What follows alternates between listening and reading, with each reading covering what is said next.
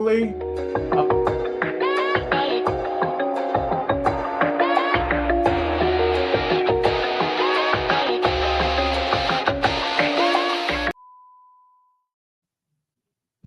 yes, we have begun. You always react like a teacher that's teaching during COVID on Zoom, and one of your students is like, Mrs. Schulman, you're sleeping. And you're like, listen, Edmund, I don't need it from you today. Oh, man, I had a rough day today, so I'm sorry. So rough, your mic is away from you. Oh, sorry. I'm so sorry. I had a rough day today, but I'm doing better now that I'm here. But my dress is very Wednesday Addams, so I'm so sorry, guys. I thought that was like a house coat. Wait, you got to like show us the fit. It's like, it doesn't look good. It's all black. I know. It looks like, and it's just like a dress. I don't know. Looks it's like not you're good. going to a funeral for your fifth husband. It really does. And it's a lot of this old maid thing. So yeah, I'm sorry, everyone. No, you look, life is about taking risks. And yeah, you know, I like it because it is a look. You know who'd love that is Sammy. I know. And maybe I should have done it all the way up. Sam would have loved this, but yeah, I'm feeling kind of awkward in it. But hello, everyone. It's good to see it. Brandon says I have a hostess cupcake dress. That's so true. You really do. Totally. And you know what's interesting, Brandon, about hostess cupcakes? There's like a few brands that never advertise and they've been around forever. Right. You've never seen anybody like buy a cupcake. You just do. You're at the gas station in between Nashville and Knoxville. First of all, what you do when anytime that you're in, especially this is a tip from a traveling comedian. If you're a potato chip person, if you need a road snack, do not pull the rookie move, dog, and get Lay's. You can get Lay's anywhere. Gives a shit.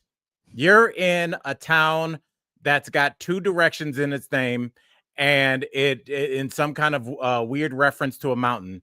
There's 19 people in that town, and I guarantee you this: they have the best local chips. So if there's something called Danny's chips, if they're salt and vinegar, they're gonna be super salt and super vinegar because they are competing against the McDonald's and Burger King of chips with Frito-Lays and all that. So they go extra. So anytime I'm in a small town or at a gas station off a highway, always get the local brand.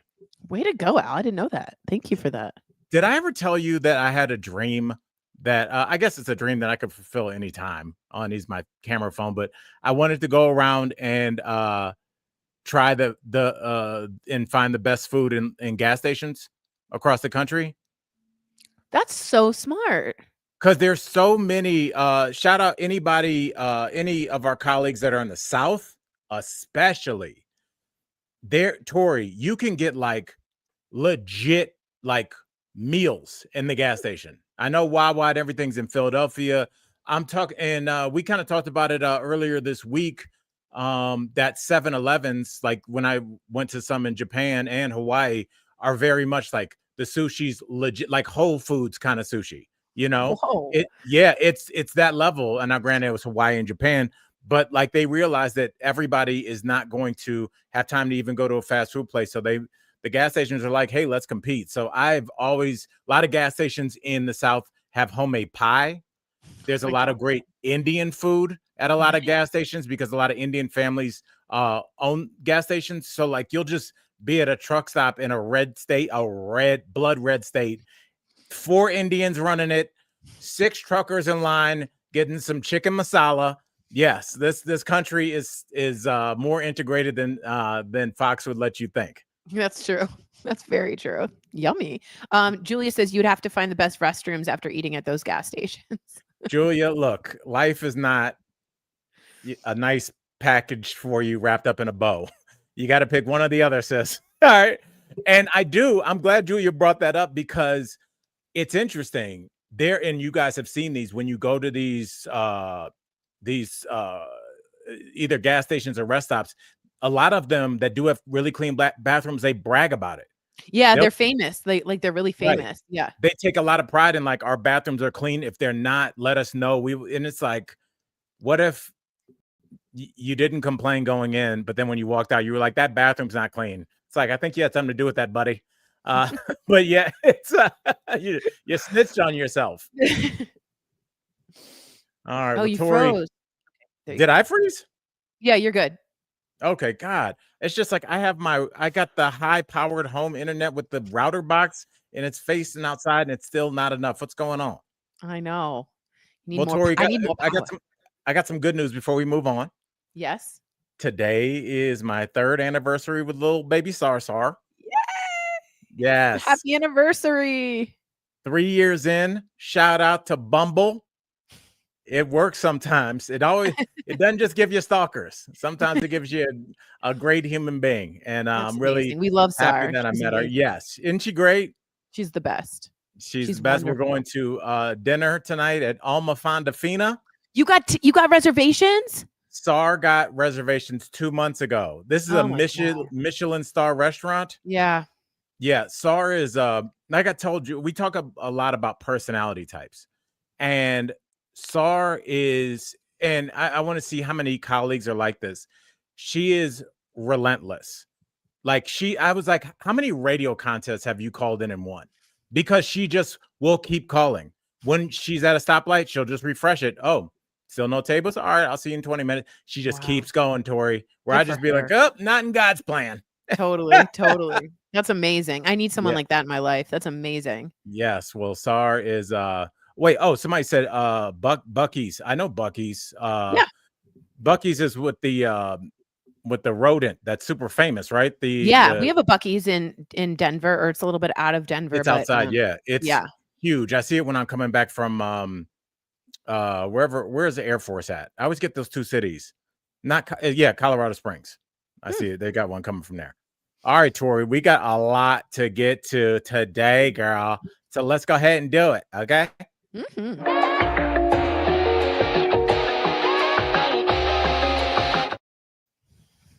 All right, Tori. You know, we're talking about a little bit of good news. People are living longer. Problem is, we didn't expect to. Whoops. It's kind of like I always feel like what I would do is if, like, God forbid, I was in a plane crash and I'm like, well, they got GPS, they're gonna find us in a few days, and I eat all the food that's left on board, and I'm like, oh, I should have paced myself. Should have rationed. You got to ration. Yes. Yeah, exactly. Save those peanuts, homie. Yes, a lot of Americans, it's not only the money, Tori, that we haven't really planned for, but it's also, and this is kind of the GOP's excuse to steal everybody's Social Security. They were like, well, that was when people died when they were 62. Look at all of us. Look at us in the chat. Like, I'm sure there's some of y'all 60, 70. Everybody's fine. People going to yoga, going on a first date. It wasn't like that 30 years ago. And so people are not prepared in terms of having their money, but also like taking care of their health long term and learning how to just live as a pretty functional 80-year-old. Right. Tori, I want to get your thoughts, but this makes me think of Doug Stanhope, comedian. People consider him raunchy. I think he's brilliant. But he had a joke where he said, everybody says, live each day like your last. And you do. You drink all day. You got kids everywhere. And you're like, I could die any minute. But what happens if you don't die? You're just broke and unemployed. Just got it's there. like this is what's kind of happening. Yeah. I mean, I think it's and everyone's into longevity. Everybody's like into taking the talk about it a lot.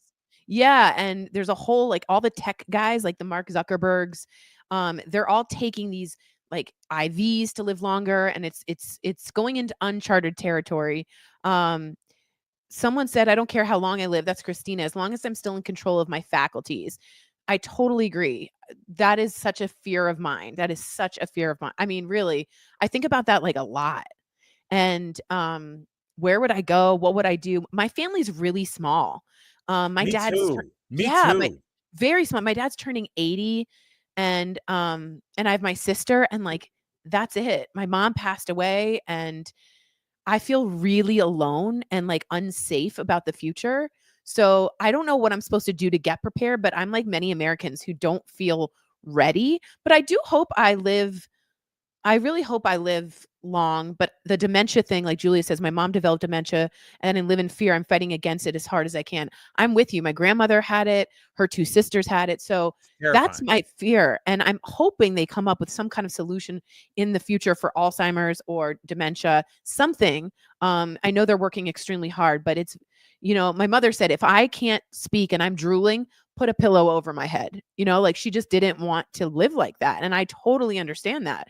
But it's kind of Well, just terrifying. it's terrifying. And I think, Tori, what you can do in this situation is have a series of uncomfortable conversations. And I had that with my mama because I don't want to think about Dr. Jackie Mack going nowhere. Yeah, it's Nowhere. terrible. It's terrible. It's awful. But my mom is effing gangster. And she's like, we about to talk about this, bruh. She was like, here, this is how far I want my care to go. I do not want to be in a vegetative state somewhere in a home, being a burden on you, not enjoying this life that I've been given. I've had a great life. And you have these discussions about where the will is, what your end of care wishes are, Yep. end of life, crematorium, buried, big funeral, no funeral. You got to have these discussions, and it's important. And whoever is in your life, you could have them with me, girl, because straight up, I can, Yeah. You have a trusted friend, but like we had to come up with a DNR, which is do not resuscitate, so that if my mom got sick, there was no CPR happening. And that was just a really intense, traumatic conversation. But my dad's an attorney, so he's like, we need to be so clear about what everybody's wishes are. So I agree with you, Al. Get prepared as much as you can, but I'm scared, guys. I'm just really, really scared. I'll be 100% honest. I do have an alternative, and I'm kind of joking, but I'm kind of not. Okay. Okay. Are you okay? You said you have a small family. All right. Yeah. My girl, former podcast guest and friend of this show, Corinne Kaplan, close friend of mine, Sarah and I played around with the idea of her. I told her she was going to be our asexual sister wife. Oh, So that's you join our commune, you get access to SAR. Look at me selling you. Yes. You get 24/7 access to SAR. No sex, obviously. That I would pass out if I even looked at you like that. So you don't have to worry about that. All you got to do is just like whatever skills that you can bring. It's like The Walking Dead, except none of us can do anything. I kind of enjoy, when I watch The Walking Dead, I'm like, at least they have a community. Right. I mean, but like in that community, like you might have to start dating like a pipe fitter, somebody that can get some sanitation up and going, baby girl. Because all I got is some jokes and some wit. Yeah, all I have is like I can like be a mascot and make people laugh, and I'm like, that's not good enough. And I can like cross stitch. It's not. Yes, good. in the apocalypse, it would just be you see other people that like get communities up and running, and me and Tori's bodies are found around an unopened can of Chef Boyardee because we couldn't think what to do because if you don't have a can opener, we just like withered away and tried to stare at it until it opened. I know survival skills are not. Jagan AZ says Al's mom was great on the show. By the way, she classed up the joint. When is she coming back on? I am so envious that I didn't get to be on with Dr. Jackie, and I'm hoping we can do a trio because I would love to do that with her. I do. And I told you I wanted you and her to do a podcast because I want you to help her start the process of finding a dog. And I'm in the process too doing that. So that's great. So I think maybe we'll get this going like next week, like early next week. We should. And I by think the way, it's important. Cross-stitching, Christina says cross-stitching is a small step away from stitching wounds. You're right. You're right. That's why I F so hard with the colleagues, because this is why I've always been such a proponent of DEI, because everybody has a different I'm like, oh, you can make a cool sweatshirt. And she's like, you can also sew a wound from a tiger. So smart. With those skills. Yes. So smart. Absolutely. All right, Tor. Well, let's keep it going. What do we got next? Oh, I know which one we're going to use for this person. Tori, the shirt's growing on me. I swear to God.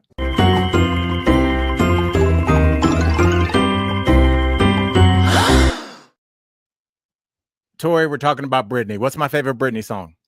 Toxic. That's right. That's why you're my asexual sister wife. Get used to it. There we go. Join the commune.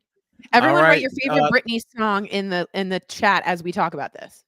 Hold on, I'm putting the comments on because I want to see some of these. Okay. Yeah. All right, Tori. Well, Kevin Federline has written a book, a memoir that looks like a retired rock star that is ready to spill his guts. But no, he was married to Britney, and it's called "I Thought You Knew." And Kevin Oh, you thought Federline. you knew. You thought you knew. Oh yes, you thought you knew. Kevin Federline, a memoir, and he's spilling the beans on Britney and basically Tori. And please color in this story because I'll just give the baseline of it. He's basically saying, shout out to all you guys that did the Free Britney movement. That was a loving act. But I need to tell you, as somebody from the inside, that is now a very dangerous project that you've embarked on, and it needs to be the Save Britney movement because she is not a well person. Tori, what are your thoughts on this? Yeah, I watched his interview and he said things are first of all, he learned a lot about Britney's whatever's going on. I'm not a clinician, but whatever's going on, he said he learned a lot from his sons who were actually giving him stories of what was happening, including her standing outside their bedroom door with a knife. Um, while they were sleeping. And so I was very against the conservatorship because of the abuse of her father. And I felt like that was something we had to take care of. And I think she still needs help. Like I want to be very clear. Like I That can wanted her. be a compound sentence. I like that. Yes, Yeah. Like I complex wanted her. situations, the Yes. sentences involve commas. Please Yeah, so continue. I wanted her, like, away from her dad because I didn't think it was fair, but I do not think that she's safe. I do, and Kevin said it's things are much worse than things I have put in the book. And I appreciate him saying that he just wants his kids to have a mom that lives well, but he is very worried about her in a way that is, um it makes us all know that she's not okay and that maybe we need another conservatorship, but just not with her father. So both things can be true. He said, yeah, it's a matter of actual survival right now. I follow her. If you guys follow her, she is out of her mind when she posts. She's always wearing brown, sensible shoes with like red lingerie and dancing and not making a lot of sense. Her eyes look blank. A lot of knife work and a lot of like twirling and that kind of repetitive, like need to move. It just screams, I need some attention of medical attention. So, yeah, I think she needs another conservator. It just shouldn't be her father. And she said, I'm up for that when the abuse was happening to the judge. She's like, I still want someone to help me, but she's in dire need. And I think things are worse off than we think, Al. People, we always talk about making sure that you have somebody to advocate for you when it Yeah. comes to any kind of medical situation that you may have. My ex-wife advocated for my youngest son that's on the spectrum in a way that I will always be upset with her. And I've told her this until she writes a book or teaches a seminar on it, because my ex-wife Jen is like sent from the future to battle with school districts, to battle with Yeah. principals. That's her Because strength. yeah, Yeah. most of us are nice. Like if usually the school's like, "Oh, Tori, we don't offer that service for your son," and you're like, "Okay, well, I guess I'll just fuck off then." Right. Jenny's like, "Okay, cool." Like that's when she goes, "That's what I." You ever seen like a movie where like the good guy gets punched and he has a little blood on his lip and he like wipes it off and he smiles? That's how Jen is with that. You need somebody to advocate for you or be a conservative for you that has nothing but your best interests in mind. No Now, money. No no money. money. It's easier when it's a mother-son situation, but it just kind of shows you, and we've seen this a lot with a lot of these child stars, which Britney was. You look at Amanda Bynes, you look at what happened with Amy Winehouse tour. Yeah. It seemed like they didn't have one effing person Yeah. An that advocate. stood up for them. Yeah. If you watch that Amy Winehouse documentary, I watched it on a plane. I was like, she just needed one person Yeah. who Anybody. pretended like they give a shit. Even her dad, he couldn't Yeah. be bothered. No. Uh, like he sent a camera crew down to like where she was rehabbing somewhere. Yeah. Yeah. Like, Yeah. and I think that this is it. I'm not taking a shot, Tori, at all showbiz families. There are some that are very functional, but the kind of family that packs up the station wagon, drives to California, and sells their other kids uh, college tuitions, sells the house because they're determined that little Tori Shulman is going to be the next big Nickelodeon Disney star. if you do become that, do you think those parents settle down, Tori? It's Do you rare. think parents stop thinking about that money, Tori? They're Yeah. the same people they were when they dropped little Britney off at 5 years old at a studio full of, I'm sure, some questionable gentlemen. We'll leave Yeah. it. Tori, what do you think? Yeah, I think it kind of reminds me of our first story that like in life you really need an advocate for you no matter what. You need somebody there. Um and I don't go again, I'm not regretting the free Britney. I think she was stuck, but I think we didn't know. I think she needs medicine. I mean again, I think there's something really unbalanced, like chemically unbalanced about her, and she is on her own and she's just spinning metaphorically, literally out of control. So, it's really Yeah. sad. I see Taylor Swift and her parents brought her to Nashville and they were like, we're determined, but like that was the way it should have turned out. You know what I mean? They were Mhm. supportive. Her mom's at every show. Like they weren't interested in the money. She's close with her dad, but yeah, you see the difference. And I'm very worried it's too late for Britney. I hope not. But Right, and, this is a statistic I don't have in front of me and don't even know if it's possible to even have, but I wonder what the percentage of showbiz kids that were, victimized, how many of them came from single or two-parent homes? Because when you have a single parent, and shout out single parents, this is not a shot against you. That's one less set of eyes. And when you talk about Taylor Swift, I'm sure she was attractive at 12 years old, and you have an attractive, you telling me a lot of those creeps were like, oh, come here, honey, we're going to do a photo shoot. And her mom was like, F you. And some other guy's like, no, I'm gonna make you a big star. And her dad was like, F you, and it's too hard. The way that you select your victims is you find kids that don't have two yeah, the parents. vulnerable ones, the ones that Right, are the alone. Yeah. vulnerable ones. Yeah. And Yeah. I don't know if I ever told you this. When I was in Big Brothers Big Sisters, when I lived in Providence, Rhode Island, the young man that I was paired with for a couple of years, and I just did it just because I wanted to do it. I didn't get any. I don't even think I ever put. It's just like something I always wanted to do, and I'm glad I did. And I learned a lot from it because he was a kid that didn't have a mother or father in the house. He lived in the house with other siblings and other cousins. And there was like literally an 84, 86-year-old grandmother there. And you were only supposed to have the kids, I think, for a total of 4 hours a week. And I wanted to take him to a movie, and he would call me like, I need to get out of the house. And I'm like, cool. And so it was going to go over the 4. And I called her. No, we were already out. And I called her to see if I can keep him later.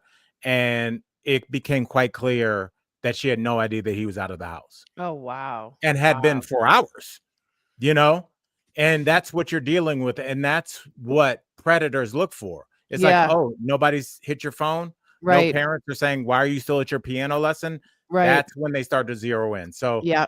long story short, we're hoping the best for Britney, but hoping this doesn't turn into an attack Kevin situation, because I really do feel like he's just a person that wants his sons to have a mom. Yeah, I feel bad for the sons too, because you see her try and reach out and she like posts with them and they're just very uncomfortable, and it'd be really Yes, hard to because have a she's mom like that. unpredictable. Yes, She's very scary. unpredictable, and Yeah. it's like it's weird. I'm not trying to be funny, but Tori, you know about this. Like, you ever been around your dog when you're drunk? Yeah, and they're And it's weirded just out by different you. around you. Yeah, because they're like, you're stumbling and like what? Like you're Totally. just even you're like it's an animal instinct to be like you're flailing your arms and shit. All right, Yeah. let's get into Yeah, it.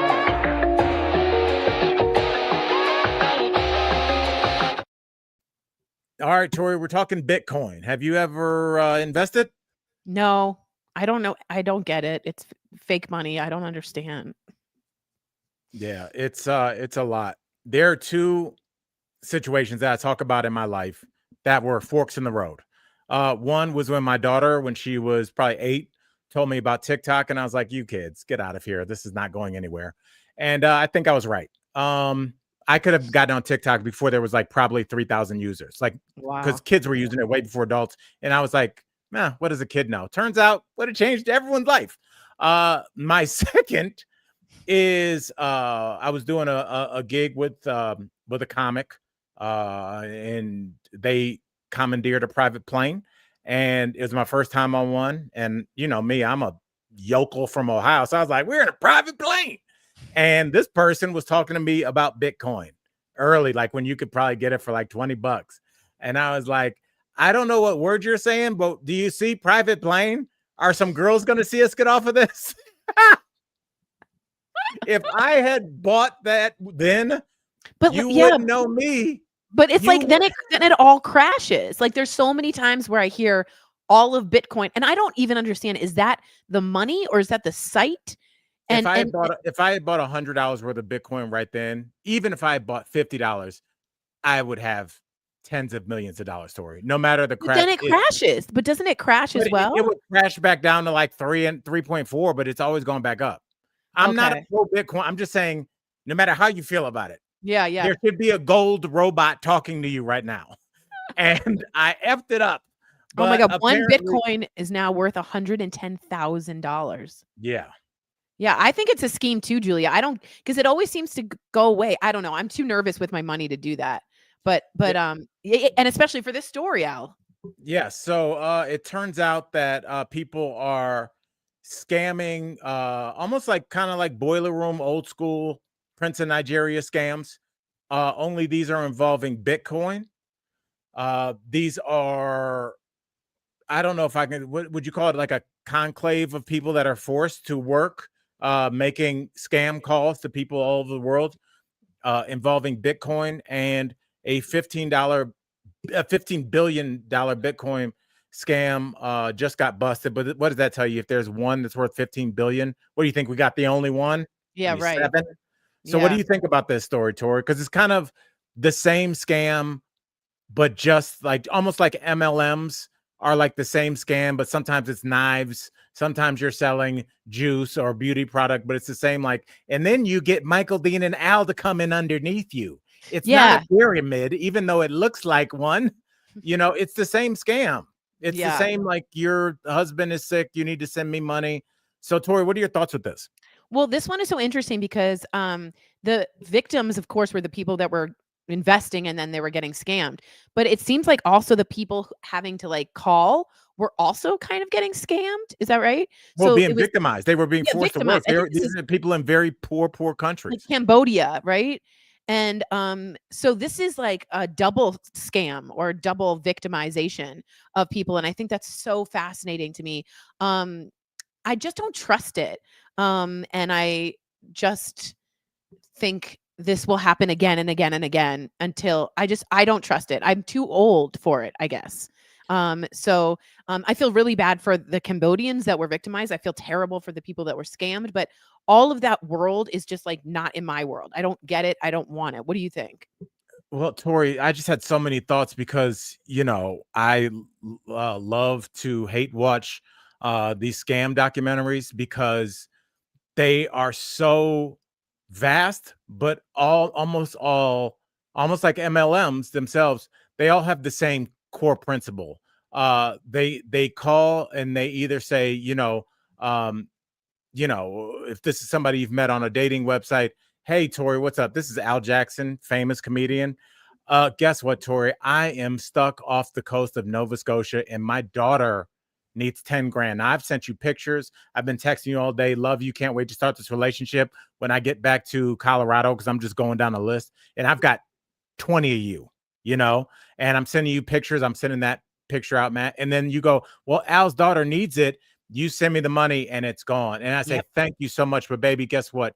They shut that website down. I need another 10. Mm-hmm. And after a while, it becomes like a psychological thing because you kind of know something's fishy, Tori, but it's hard for you to admit that because you feel like a fool already. Right, right. The embarrassment is there. Right. There's a lot of these stories where people, after they know it's a scam, They still, I keep know, giving them money. I know. And there was the one love scam where there was a group, I think it was happening in Africa.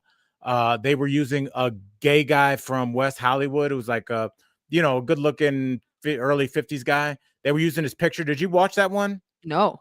Oh, they used his picture all over the world. And it was these kinds of it was forced labor kind of thing, to the point where so many women weirdly still fell in love with him. And Wow. so this gay dude went out and met these women. They were all over the world, and they became like this group. Oh my And gosh. it's weird. They were like, I know he's a gay man. I know it was a scam, but I still am in love with him. After like it was so fascinating. The psychology of Yeah. these scams is The almost bigger than the manipulation. scam itself. Yes. Yeah, absolutely. That's interesting. I'm reading what you guys are writing, and apparently the new iPhone is going to have a lot more scam alerts. They won't let a call go through if it's not recognized, and iOS will now ask callers not in your contact list to ID themselves. So, yeah, that's. I mean, I obviously the scams are getting so big. Apple has to do something about it, but just be so careful. And again, with your loved ones, the elderly, they get so taken. They're so vulnerable to manipulation. Just be careful and ask them. Just make sure they any kind of money withdrawal you are aware of if you have a parent, grandparent. And that's one of the and Tori, we'll move on after this, but I did want to share this with you because it really shook me to my core because the person telling me it, I could tell it really affected them too. I have a friend of mine, I'm going to leave gender and name neutral, but they moved from their hometown to California where they're trying to make it like we all were. And their loved one was on the other side of the country. And, he's like, they were like, I was out hustling, doing my thing, trying to check in on my mother as much as possible. And his mother got caught in a scam involving what's the famous guy? Oh, Denzel Washington. Oh gosh. See, Yeah. And this person's mother thought that Denzel Washington was calling her every day. oh my god. And, if you're lonely and your faculties are starting to go a little bit, we are all much more vulnerable. Yeah. And what he said that it's a he, I can't lie for anything. What he said that just killed me, Tori, because I could feel the pain in his voice is he said, what hurt me the most, Al, is that this scammer had called to check on my mom every day and I hadn't. Oh wow. I know. Wow. I know. And it's just like, Jeez. he's a great person. He's working 2 jobs, driving Uber. He's like doing it. It's not a neglect thing. It's just like, I'm trying to make enough money to send back, Yeah, right. and you can get caught up and really lose the thread. And I could tell that really hurt him. But Wow. yeah, after a while, like it's, you start showing some people that might not be that internet savvy. Cause I mean, really how the love scam with using the gay guy's photo was one of the women's friends was like, why is his head so big on that body? It was poorly photoshopped, Mm, but like that's how they really got caught. And then like she ran and she was like, this is fake. And then they put it in reverse image and there were thousands my of that gosh. guy's face. Oh Yeah. my gosh. It's its own industry. All right, girl, let's keep it moving. All right, we'll talk a little bit of I'm glad we have this one.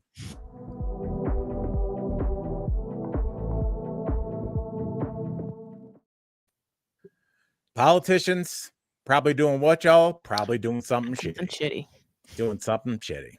And I would say that the banner underneath me, that could be clipped, Michael Dane, and screenshotted. Just like me with that phrase. Yeah. Yeah, we got to find levity somewhere in this story because it is effing gross. But sadly, Tori, not surprising, the app Telegram, which is kind of similar to Signal, in which Pete Hegseth's texts were leaked. Telegram is supposed to be, I think, encrypted, so you can't leak whatever's being discussed. But here we are talking about it. So clearly, a bunch of younger GOP, junior chair, the people who will be running the party later, had thousands of their texts leaked. And Michael Dean is going to hop on and tell us what were some of the delightful texts that were sent between these I'm not even going to call them colleagues, they don't deserve it, between these monsters that Racist. Yeah. Yes, that's way better. Yeah, so like a lot of this stuff were from leaders of young Republican groups. So I think they got the Telegram texts from folks in New York, Kansas, Vermont, Arizona, maybe one other state, and like thousands and thousands of texts. So some of them, I'm going to read them. Please don't clip them. These are not my words. I swear to God. So one was like, everyone that votes no is going to the gas chamber. You're giving nationals too much credit and expecting the Jew to be honest. Talking about whether or not they were going to watch a basketball game. One said, "I'd go to the zoo if I wanted to watch monkeys play ball." We love the watermelon. They love the watermelon people. Lots of F-bombs and words.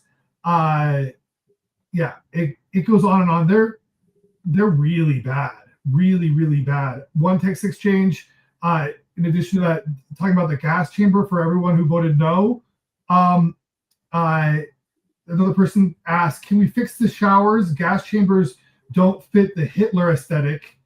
And then someone else replied, "We gotta pretend that we like them. Hey, come on in, take a nice shower and relax." Boom, they're dead. So these were the kind of texts, and I've got some pictures coming up of who some of these people are. Please do. Thank you for that. Let's make sure they get the publicity that they deserve. Yeah. Tori, you seem disgusted but not surprised. Talk to me, girl. No, I think this country, okay, these are some of these people that sent the text. Again, this is the future of the Republican Party. And Catherine Hochul said that when she spoke out, and she actually said, "I'm just tired of this bullshit." She said that. Did I think that there was like a racial connotation, a sexist, misogynistic tone to the GOP that's becoming more and more emboldened? Yes. Did I think it was going to go to gas chambers? Looks like the Bob Big Boy just got radicalized. I know.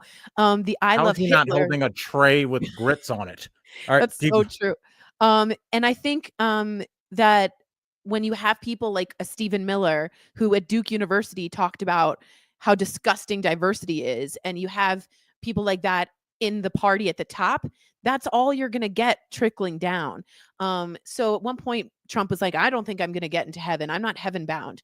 And if you're the GOP to me has turned into, and I don't mean this if you're moderate, but it's turned into like a racist, sexist, anti-Semitic party that's emboldened, that feels the ability to talk about Hitler in this way. So the language is what's so surprising to me, that they went that far, right? I thought that they thought that, but I didn't think they'd be like putting that in writing. So well, they never thought anybody would see it. Right. And I'm so glad whoever leaked this. And I'm hopeful.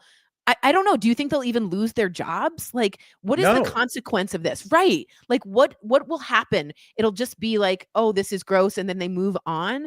It's just when you have racist, sexist people at the top, you're going to, and embolden them, you're going to gather that in your party. And then you're going to have I love Hitler coming out like this. Like, as a Jew and a black man, this is insane. This is insane. Well, this has been coddled, Tori, and incubating for a long time. Yeah. Don't forget, David Duke got well over like 45% of the vote in Louisiana. He was in the KKK. Yeah. A proud, like, didn't even disavow or say no. Like, I think if you probably tracked all the way back to when the first real fissure between like the Republicans that you talk about and the modern day Republicans, which I think these young people very much represent. It's remember when George Bush disavowed the KKK? Yeah. George Bush was very problematic, but there were certain things that he did not F around with. And he never played footsie with David Duke or the white nationalists or the skinheads or anything like that. Fast forward to Trump. Remember, I don't know who David Duke is. I don't even know. Proud Boys, stand by and stand back. Yeah. Disavowing. Smash cut to January 6th. There was a guy there that had a Camp Auschwitz shirt on. I'm sure he went to jail, but what happened, Tori? He was let right out. Yep. He was let right out. The Proud Boys were very open about their support of that situation. And if you want to go here, homie, who is helping out the Proud Boys? Let me just tell you how old Al sees the world. All right, Tori? Mm-hmm. The Proud Boys, for as much as we're cracking down on Antifa, which we all know that's impossible, and cracking down on Venezuelan gangs that for the most part do not exist, and especially not to the known public, the Proud Boys operate in plain sight. They show up, and they were at January 6th. Their leader, whatever, he was like that Cuban guy, that he was like a brown Cuban too, whatever his name was. Michael Dean, can you put his name up? He's he was outed, Tori, as an FBI informant. And guess what, Tori? He was still allowed back in. Yeah. What does that tell you about that group's connection with the FBI? Now, granted, Tori, he wasn't arrested on January 6th. Why, Tori? Because he was arrested on a minor charge on January 5th. What are the odds, Tori? What are the odds that your leader would get picked up on a minor violation, so he's in jail and it can't be questioned as to why he wasn't arrested with the rest of the group? It sounds like there's some people that are working together. Yeah. We didn't see the National Guard deployed against them, did we, Tori? No, we didn't.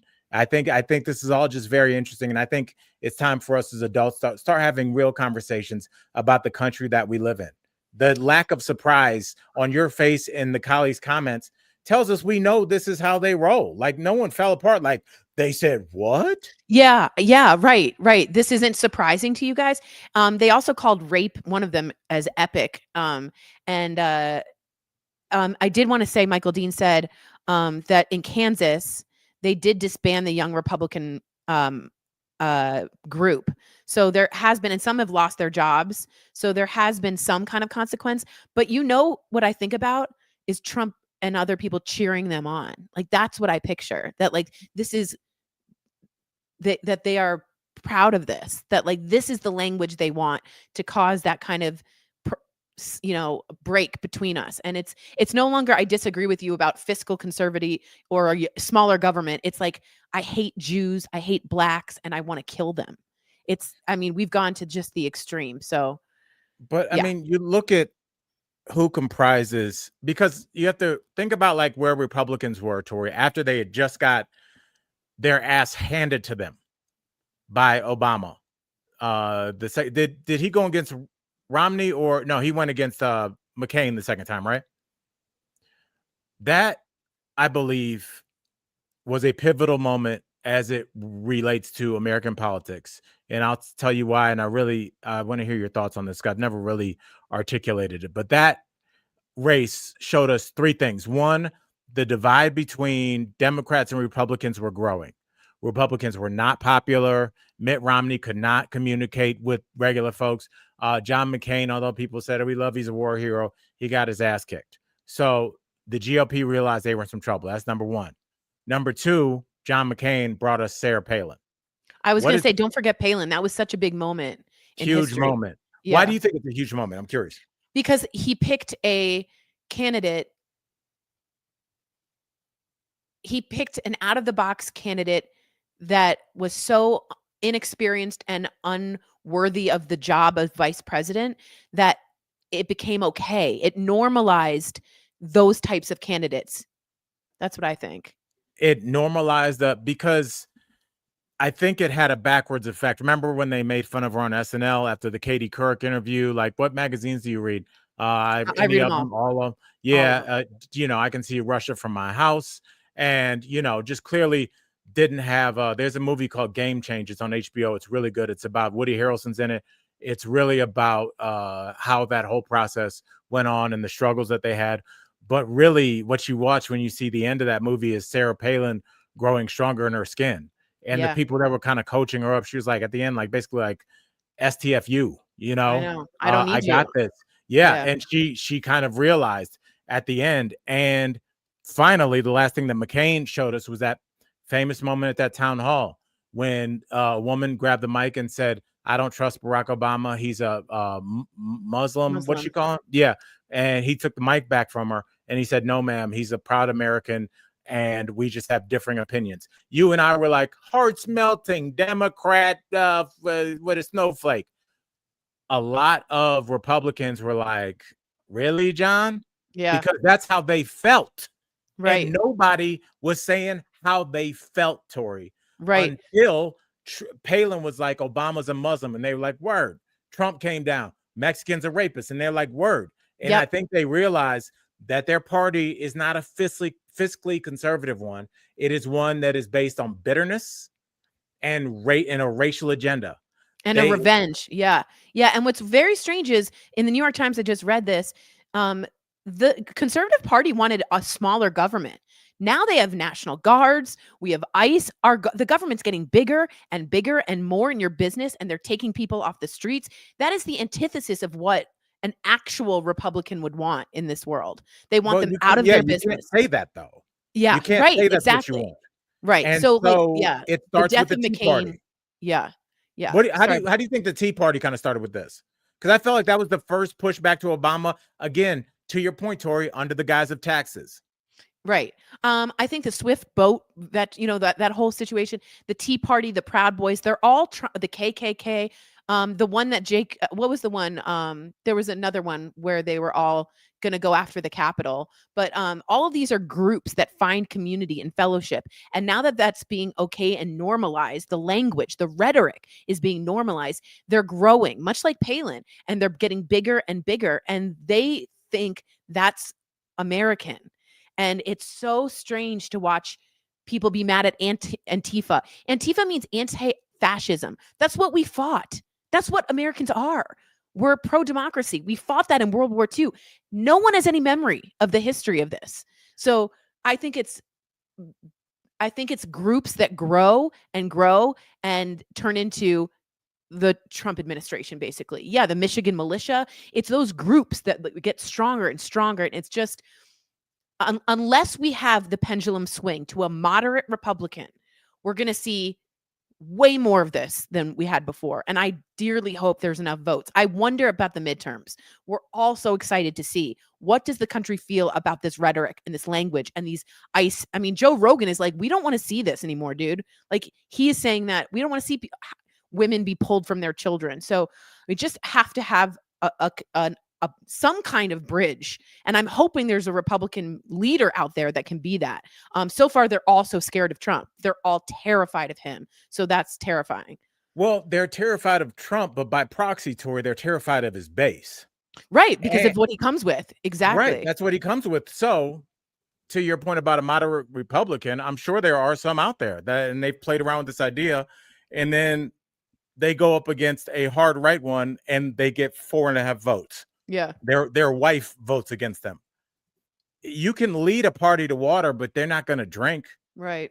And I've always said this, for as much as we'd like to go back to the good old days. Remember 2011 when everybody was having fun on Twitter? Them days is over, playa. And we're not going back to a moderate Republican because they do not exist anymore. No different than in Terminator 2 when the first one was all robot-y like Arnold Schwarzenegger and the second one was liquid. What do you think? You're going to go back to the Terminator 1 that couldn't had the mobility of a sunglasses stand at a gas station? He couldn't move. The next one learned how to move. So you're not going to go backwards. You go forward. But I do believe that the America, maybe I'm being naive. America can't be sustainable. Like, this is a fever.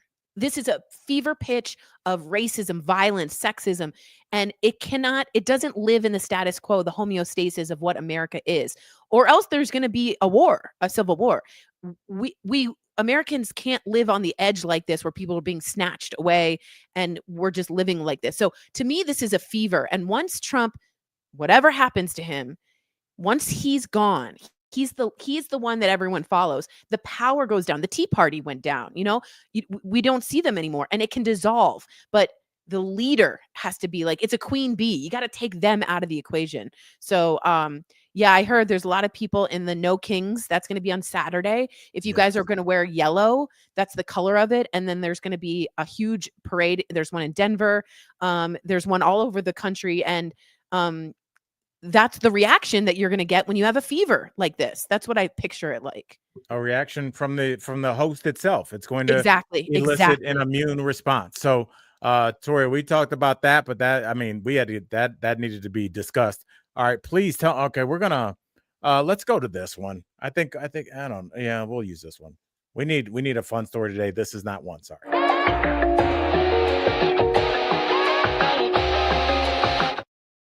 All right, Tori, we're not gonna beat this to death because I do want to get to like a little bit of funness for the end of the show. But hey, y'all know we got to talk about these things.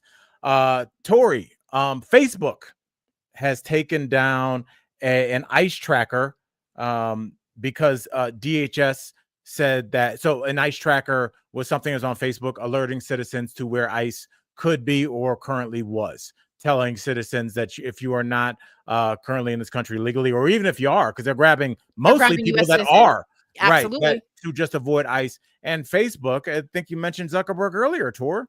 Zuckerberg was like, oh, yeah, well, we'll take that down for you. What do you think? Do you think it's similar to like when they decided to stop fact checking a year, the year that they were having the election and Trump was posting wild shit? Yeah, I think he's fully in. I have a tech person that I love that was a Democrat and liberal, and he is completely a San Francisco tech person. They're fully into the Republican Party because of the deregulation of the tech world. And the money that they're giving is insane. I mean, the Elon Musks of this world, that's where the money's going to. Now, I think in no way, shape, or form is this going to end, Al. We will find another way. Anonymous will come up with a way. They are doxing ICE agents. I don't want to dox anybody, but I also think that this is worth it. I think for safety reasons, for parents, for children, they're coming to the schools. So I'm in favor of this, of tracking where they are. If you're going to be masked and take people out on the street without telling me your name, your badge, why you're here without a warrant, then I'm going to find out where you're going next. And I think that's absolutely right. Christina says people have been marking ICE on the Waze app. I've seen that by putting icy roads in Chicago. Oh. Or salty. We got to get rid of like salt trucks that Pritzker put out. They are getting salty. So there's going to be a way, no matter what, a Facebook, whatever, they will find a way to continue this. And one app will be up for it, and they will have to keep hitting the mole to get this down. But this will continue, and I am supportive of this. So I know that sounds crazy about doxing, but if you're masked without a warrant coming in and snatching, you better know that we're going to find out where you are. And Chicago, Al, has stepped up. I mean, they pulled a man away from the ICE agents. I saw that. Yeah, so Chicago was like, we don't want you here, period. So they'll find another way. They will find another way, and I'm totally supportive. You know what's so interesting, and how it just kind of is parallel to what I always say about life, where it's never good or bad. It's beautiful and gross all at the same time. For years, really since social media and the internet has taken over most of our lives, I think a lot of community has been lost. I think people are staying inside. People are not talking outside on the stoop as much anymore. Know their neighbors as much anymore. And sadly, an attack by the government has caused a lot of people to be like, get your effing hands off my neighbor. Exactly. I don't know her name, but you're not about to drag this woman into a budget rental car truck. Without knowing why. Who are you? Right. And how do we know that you're not just people that drag women in the trucks and drive them away and insult them in a field? How do we know that? Yes. Like, how is any of this legal? Like, it's not. It's absolutely not. There's a Fourth Amendment, guys, about search and seizure, and none of this is being followed. It's absolutely unconstitutional. And you're seeing people go up and say, what's your badge number? You legally have to tell me this. And they're masked. Now, Gavin Newsom just passed a bill out in January 2026. The masks are illegal in California. They cannot happen. I hope governors step up, Pritzker's like that. But you're seeing also our local law enforcement fighting against ICE. And so you're seeing them say, if you go past this protest, I will arrest you. So It's now becoming a law enforcement war between each other. I mean, it's just gotten so violent. It's sick. It is sick. Well, I mean, there was a song. It was so old now. I think Future had it, and it's called "Mask Off." And what that term, at least in hip hop, means is, if they, if they're coming for you and they're going to have bad intentions. And the idea that they have masks on means that they still intend to let you live. The idea of mask off means that I don't care if you see my face because you're not going to be alive. And I think that's a really scary thing to think about, is also the days where ICE is so emboldened that they don't have a mask. And they're like, well, you're not going to be around to tell anybody. Yeah. So it's scary on both ends.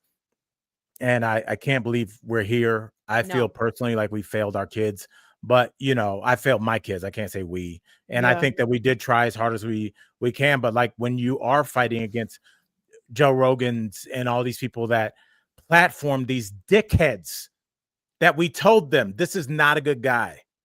These are dudes I know. I don't know Joe like that. I've done some shows with him. I know Theo.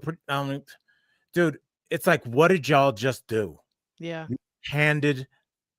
And then, dude, it's just, it's so, there are comics that were not down with this, and we all talk, and we're just like, this guy that's on the TV talking about smaller government, he lived in New York and took public transportation Right. his whole life, Right.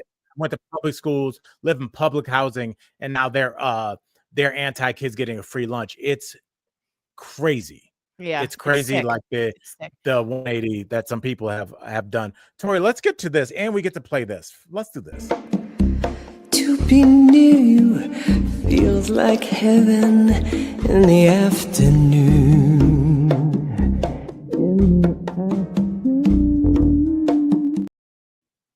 Tori, love is in the air for two lovebirds from, was it GMA3? Yeah. Amy Robach and TJ Holmes. That sounds like the first white cheerleader and the first black quarterback after segregation got married.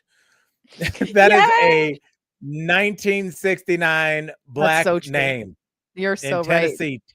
TJ Holmes ran Holmes. like lightning. Yes. Yeah. So, yeah, all right. Tori, what do you think about this? Isn't this the modern day Romeo and Juliet? They both lost their jobs for love and they're still at it?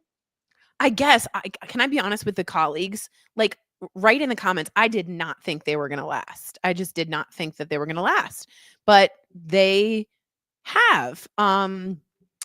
Both of their spouses have said that they were really hurt. And in fact, I think they were dating at one point, the opposite spouses. But some people are like, look, this is love. And they fought through it. And they got to where they want to be. Deborah just wrote, I like these two. And Michael Dean says, I feel like they should get their jobs back. So that's interesting, Michael Dean. I know. Like, I That's thought they were interesting. villainized, but I guess some people feel as if this is a love story. I don't see it like that because I feel for their spouses, but it's interesting to see our colleagues say, we wish them well. We want them back. I thought that this was going to be more scandal, but people support them. Oh, I think it was a scandal when it went down, homie. Right. It was a scandal. They lost their job. They lost high ranking. I think that's the thing that it's hard for people to wrap their heads around. Is they're like, some sportscaster will do something as long as it's not racist or sexist. Like, they're like, he should be fired. It's like, yo, can we slow down? I think there are definitely some things that are some fireable offenses. I do understand that in the workplace, and this is hard for me putting myself in the shoes of somebody that runs a television station or runs any kind of business. I don't want my employees really dating like that. Mm-hmm. I really don't. It's distracting. It's probably not going to work. It's going to cause drama. But if two consenting adults have a relationship and it's not affecting their work, what place of that is that of mine? I guess you could make the argument, Tori, and I want to hear you respond to this. What if they said, hey, Tori, we're not causing any ruckus, but the people that run your social medias are like, we could put a picture of a daisy up and people are going nuts about these two. So they're causing negative traffic flow to our site. What do you think? That was my thought, was that, Jersey says they are the American version of Charles and Camilla. Well said, Jersey girl. I think that's exactly right. I think the negativity was causing such what do you call it? A distraction. Backlash? Oh, yeah, okay. and a distraction for what GMA wanted it to be. It became about them. So people were watching for their chemistry and they were watching for that. And they weren't watching for the brand. You know what I mean? They became bigger than the brand. And I think that scared them. But I'm just surprised they're still together. And maybe I'm being a little judgmental. Just Me says public figure should be a role model. I don't know. I don't know how to feel about them. I'm going to be honest. I can't tell if I like them or I think they're terrible. That's 100% true. I think that's a very honest take. Yeah. Sarah says I miss them. And I'm like, I don't like them. And then I'm like, but you know what? Maybe I do. So I really don't know. So whatever it is, if they go back on TV, I will watch because it's like interesting, but good for them to survive this and to keep going. That's incredibly difficult to survive all of that scrutiny. And but I don't know if I'm cheering for them. I don't know. Right. That's so interesting. You're like, yay, boo.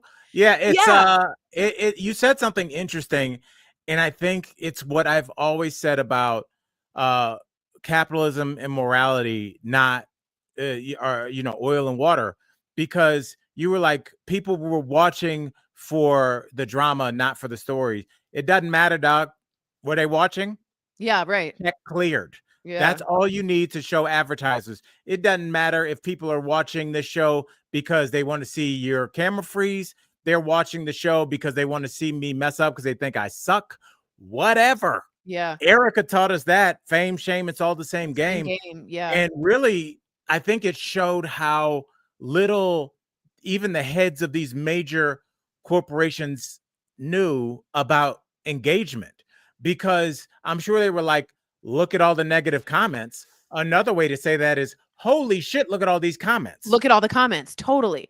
And I do Right. want to say that I do feel like I want the spouses that got together, I really want them to work out. Does that make sense? Yes, because remember what again, I feel like we're quoting Erica like she's our savior, but she said something, and I said it to a friend of mine, and she said that it really resonated with her as well. When Erica used the phrase, you're just married to somebody else's husband.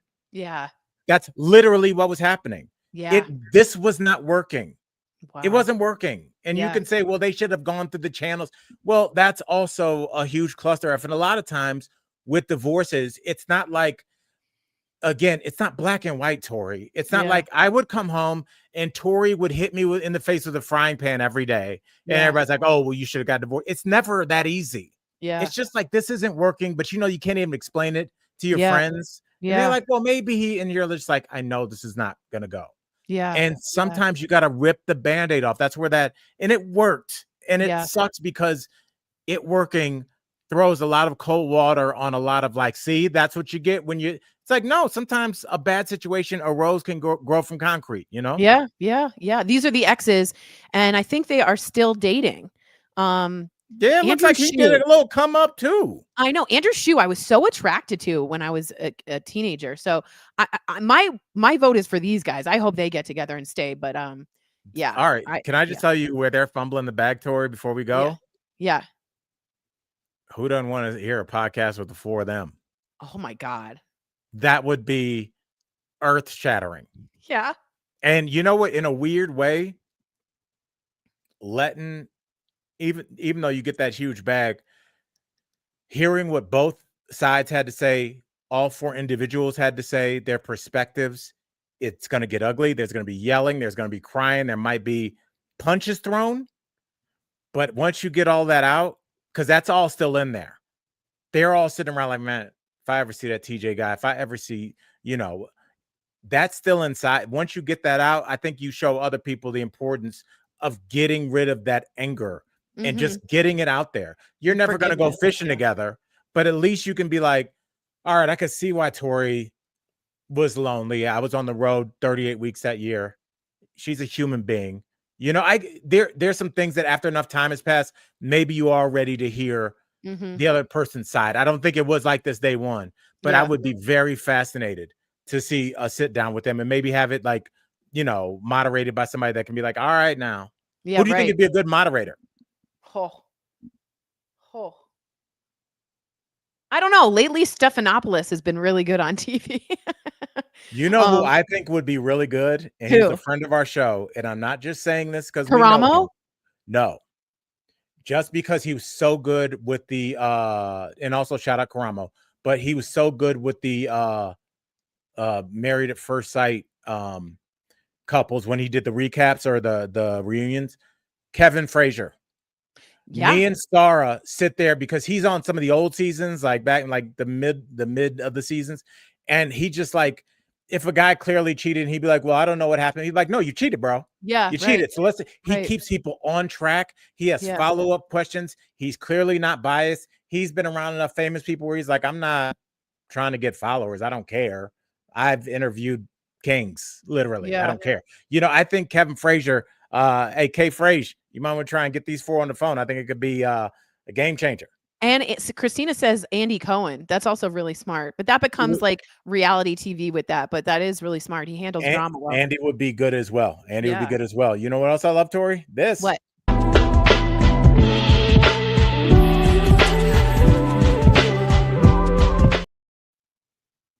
All right, Okay. Tori, do you have a fun fact for us?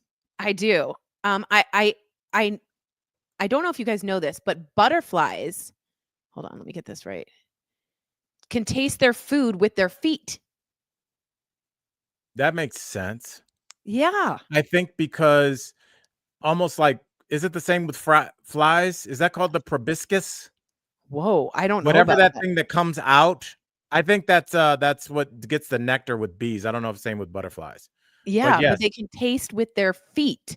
And I have another fact if you guys didn't really like that one. By the But way, that's a website that may or may not be in my cookies. That's they're called chemoreceptors located on their feet that allow them to detect chemicals in their environment. That's so interesting. so interesting. Yeah. Mother Nature. Love it. Always yeah, well, Tori, this has been one of the best talks we've had. Colleagues, I appreciate y'all hanging in for some difficult but must-be-had conversations, because we are living in a hell of a time. And Yeah, we are. This is a weird timeline now. I saw a fortune cookie and it said, "May you live in interesting times." Yeah. And we are definitely doing that. Yes, we are. So, I'm getting stomach aches every day, but we definitely are. Yeah, well, that's worth it. Get some Pepto and get your big girl pants on, because we're going to war. We got this, girl. All right.